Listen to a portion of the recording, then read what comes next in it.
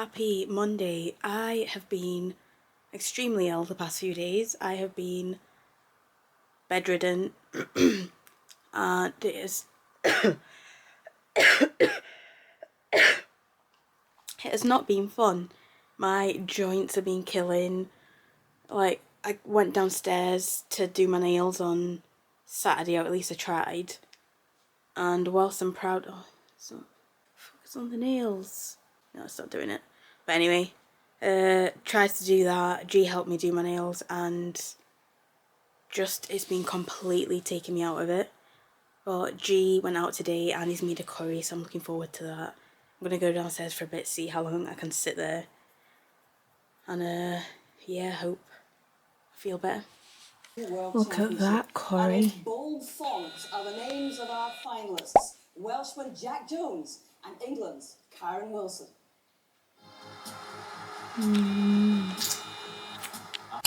Hello, happy Tuesday. I'm feeling sorry for myself. Do you know what? It's been really funny because as well as panicking about all the work that I haven't managed to get done so far, it's also that old thing of what I do and being on social media, like how much do I actually want to talk about what's been going on, and knowing that I actually don't have to talk about everything without being odd, because I normally, like, not that I'm used to overshare, well I am used to oversharing and I don't mind a lot of it, but I think, yeah, this has been a little weird period, but also a really good period to see what works and doesn't work within the business, because they've got to figure it out themselves. And Tuesdays anyway, like I'm unavailable. I just said yesterday that I'd be on a mini SOS, which means I'm not well, I'm doing a bit of work, but not to expect too much of me. My stomach really hurts today. It's been hurting the past few days. And I think the pollen's gone up, but I'm gonna try and, I'm taking stuff out of the washing machine at the moment. I'm gonna hang the clothes. And then, oh, thank God for like some of the systems the pandemic brought in, because I have a therapy session. I missed one last week because we were in Dublin. But yeah, I don't have to be in person, which is really good. So at least I get to talk it out. G brought the things in for me the other day and left the, what do you call it, out? Oh, there's something on the shoe. He left the pegs out, but with the pegs, I get really worried that there's gonna be spiders. So I've got to go and whack them away first. I don't even know if there's anywhere I can put you.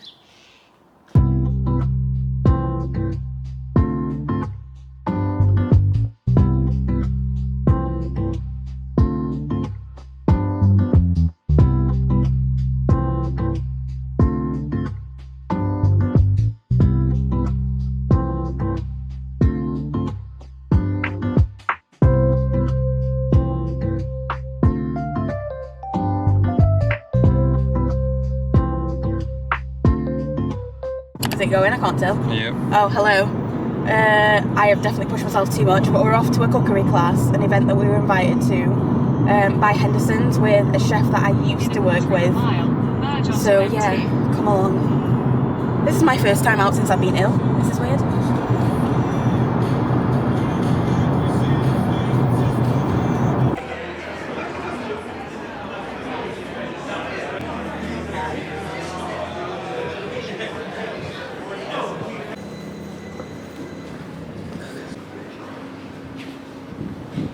What?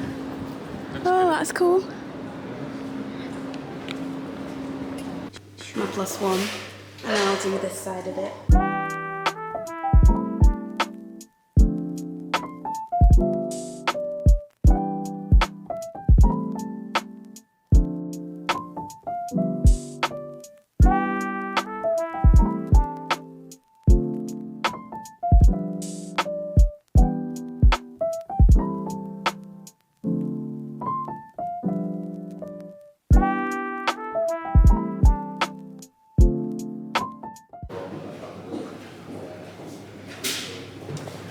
I didn't want it to look like... Trying to wedge it up against the wall. Yeah, I didn't want it to look like weird. Knocked it down. we needed an expert chef. So Carl is an award-winning chef. Just read him off. He's had 27 years in mostly Michelin star restaurants. He has been Hospitality Chef of the Year twice. And he's also held the Michelin Bib Gourmand for 4 years as well. So tonight, Carl will be showing you 2 of his favourite recipes from the kitchen range. One is Irish beef meatballs, twister with penne, and the other one is Japanese katsu curry with butter rice. So if you have worries on that one, I would say. Get on the deli. Have more than that. Have more than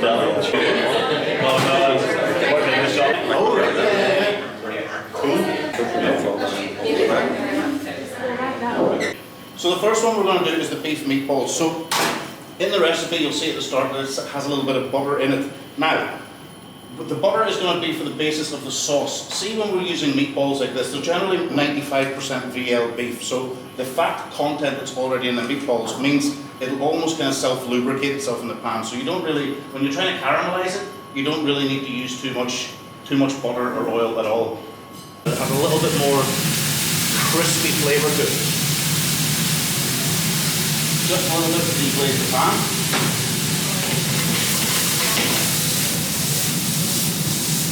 So you'll see now, it's starting to colour the good bit straight away. That's all that caramelised stuff. As soon as you put any kind of vinegar or wine or anything into the pan, it's called deglazing.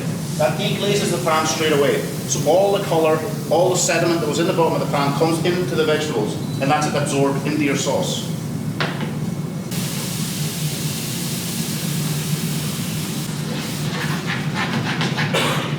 All we're going to do is add a little bit of water. David, you can grab a jug of water, or if you have anything.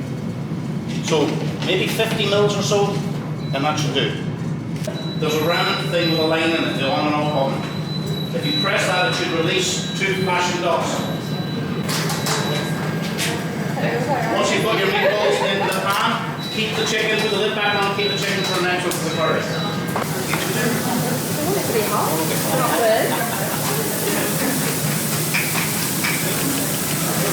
Very much.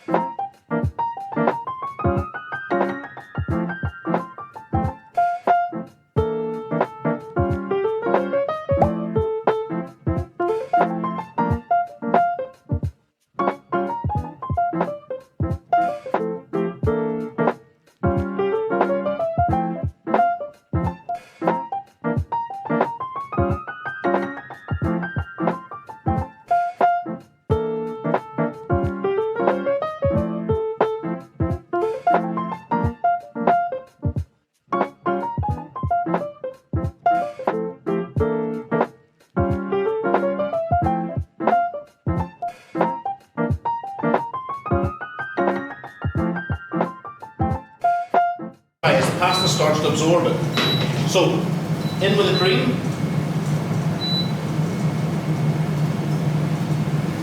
Not too much.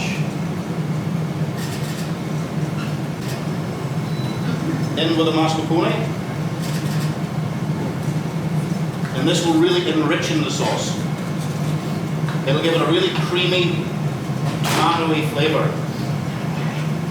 In with the tomatoes is a little bit of brown sugar. I probably should have said that, but there's brown sugar in the top that had the tomato puree and the chopped tomatoes.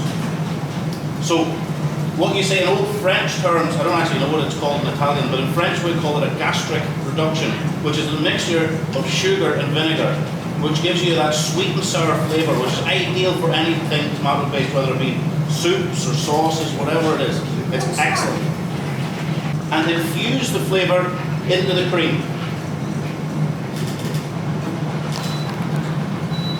And that's us. Turn that down. Let that simmer for no more than 30 seconds or so. Pop it in. And this is basically it. Turn it a few times. All you want to do, the pasta is perfectly cooked, so all you want to do is warm it through. You don't want to be cooking anything anymore. The meatballs are cooked, the sauce is cooked, the pasta is cooked. All we're doing is bringing all the flavors together. Now, if you see different chefs and stuff like that, they'll keep the meatballs and plop the meatballs on top and stuff like that. Tell them that. No good. Absolutely no good. All the flavor, in any Italian dishes, all the flavor goes in together. It has to.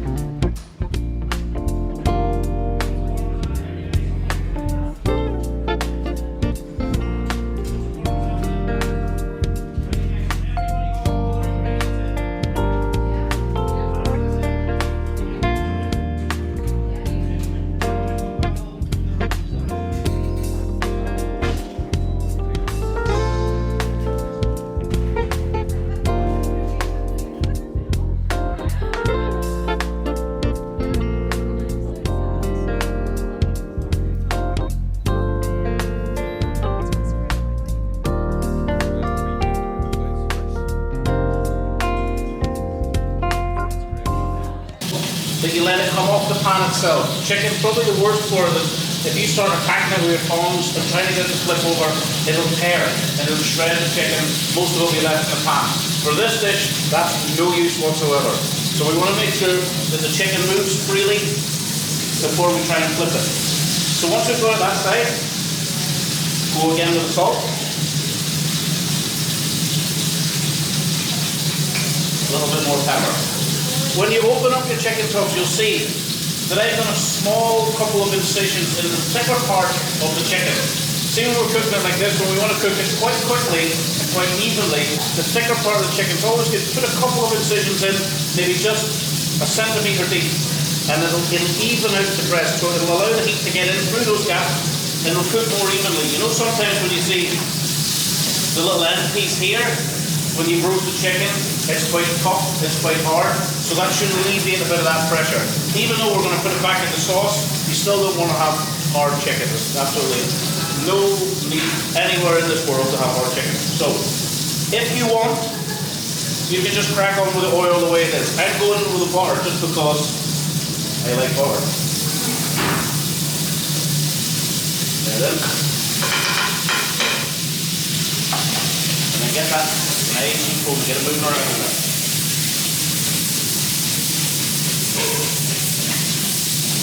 We want to try and get a really nice colour on this. Again, the one thing we do have in common anywhere with meat, the more colour you get on it, the more flavour you get on it.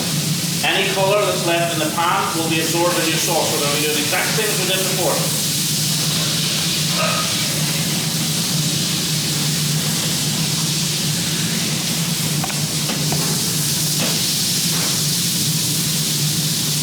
So, who here likes katsu curry?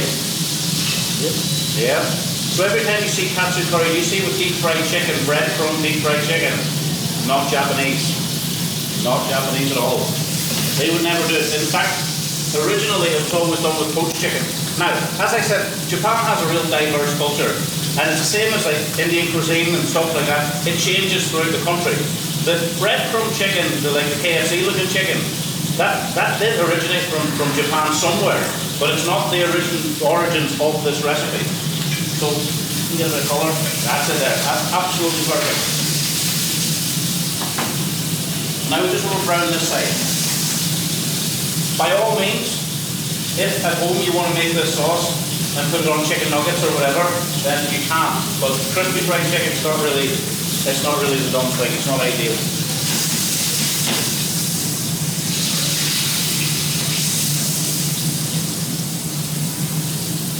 Right, that should do us there. So, onto the tray, into the oven. We'll say about 15 minutes, I reckon. We'll check.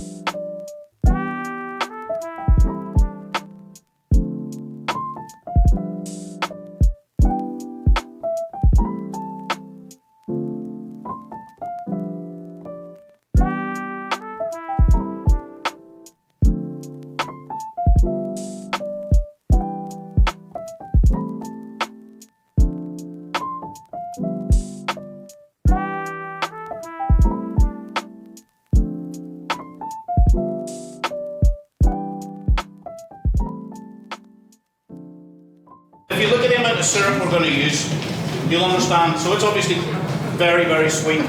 So if you add that to the lime juice, you'll get that sweet, sour flavour. By the time we add the coconut milk and some cream, it'll be absolutely delightful. I had the pleasure of working with a Japanese sushi master when I worked in America for about 6 months. A guy by the name of Wanko. Yeah, I know. And he was when he wanted to be like, oh my god, he was hard work. But he taught me an awful lot about Japanese cookery. And see when people say, you know, like when you look at sushi, how clean and how neat and how tidy it all is. This kind of stuff here, it can actually get quite, you know, it can, like the amount of cream and stuff they put in their food, it's not really that good for you. Especially when they have deep fried chicken.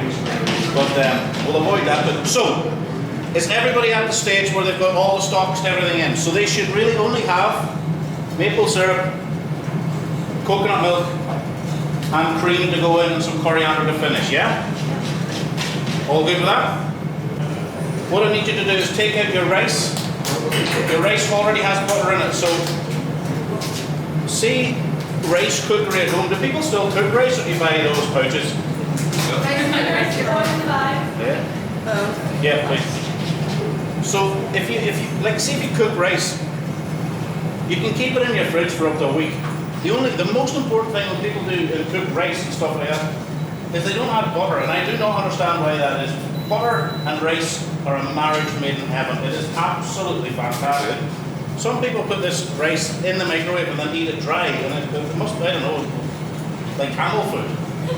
No good. You always have to have a little bit of butter. So your other pan, get it warmed up just at number 1. What we're going to do is very, very slowly warm this through.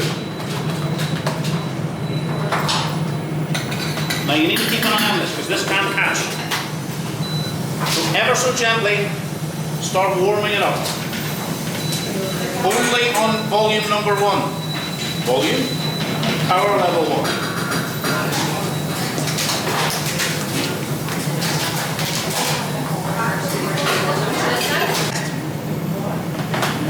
Keep an eye on your rice. If it starts to frazzle, take it off.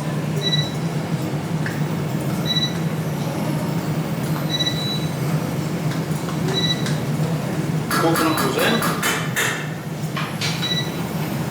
And we'll slowly break that down. Nice and gently. Cream.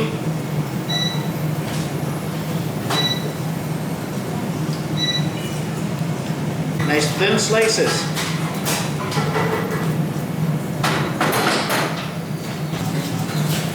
Any of the juices that are in the tray from the roasting into the sauce.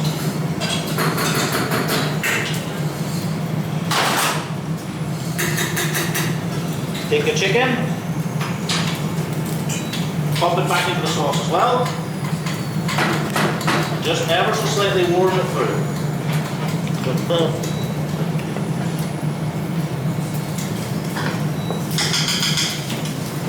Okay, what we want to do, a little sprinkle of fresh coriander, and this is the key part now we have to taste it.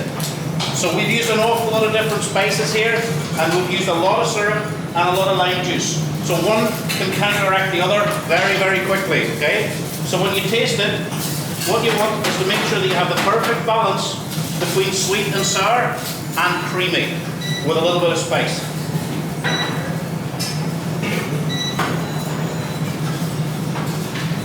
Perfect. A little bit more lime juice.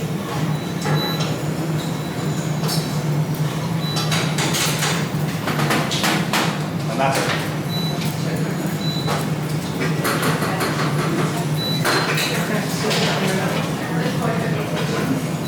Okay. So when you're done,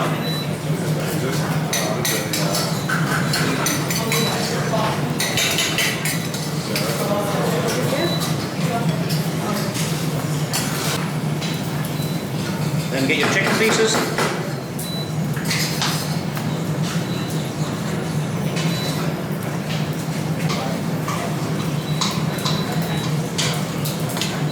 And that's it, guys.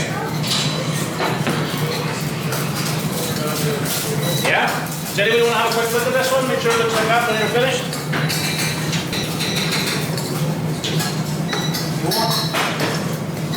Another little sprinkle of coriander over the top. Job done.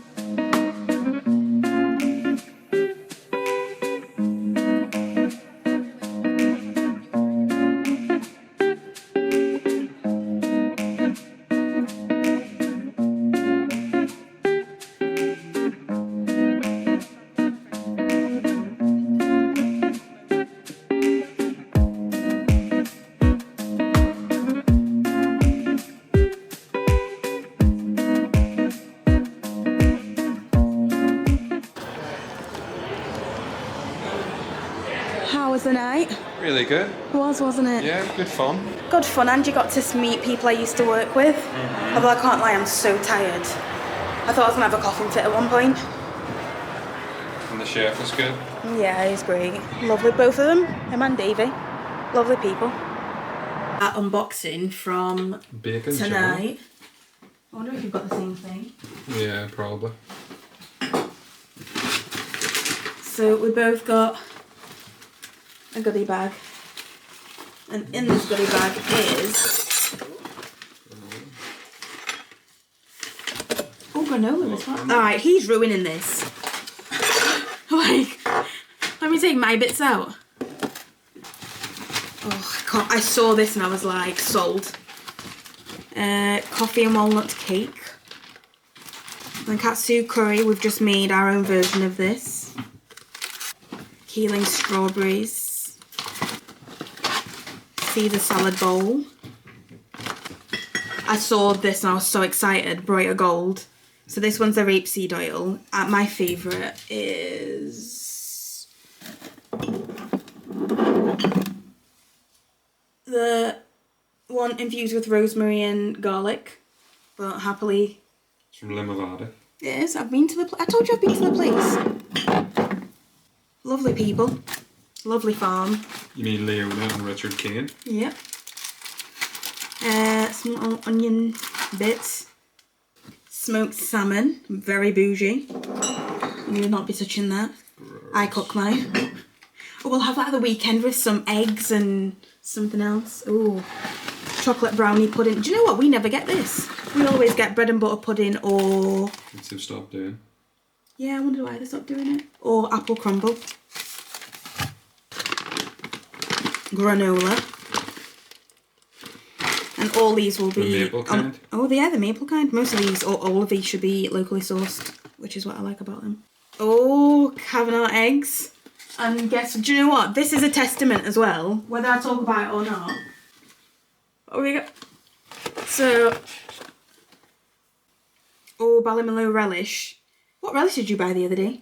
It was just like a cheap, Oh, no, like a one. cheap burger relish. We do like this one.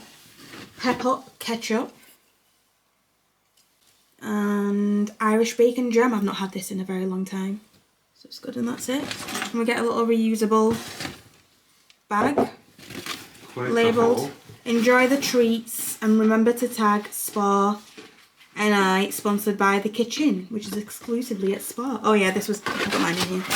And a steamy photo of the chef. Of Carl. Love it. Hello. Oh, I don't know what's going on with this. Happy Friday. Had a business development meeting. I've got this warm. My feet are swollen. Do you know what? No, I'm not going to complain. I've got a business brunch networking thing with the girls that I meet up with every couple of months. I've missed one this year already. I think it's our second last one. So, and I'm running late for that because of this meeting. Yeah, we'll take you along. Going to the Mac, which should be good. I've not seen everyone in a while except for Debbie, but happy days.